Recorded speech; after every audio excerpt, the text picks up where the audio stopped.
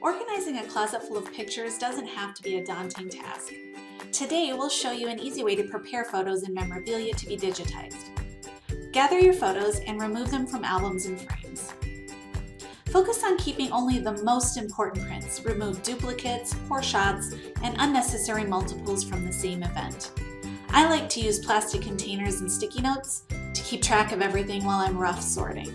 The bins are labeled so that each of my children get a copy of photos they are in, and so that I get a copy of the family shots, which I'll eventually make duplicates for my kids as well.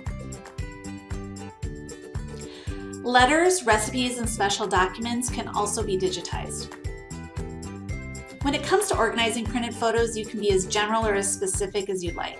In this example, I've sorted by child, family, and timeline by using dividers. Eventually, each section will become a folder full of digital files that are easy to access, share, and store on my computer. It's also a good idea to have a copy of the files on a cloud storage system. Once your photos are prepped, simply drop them off at our shop. Archiving experts are standing by ready to preserve your precious family prints.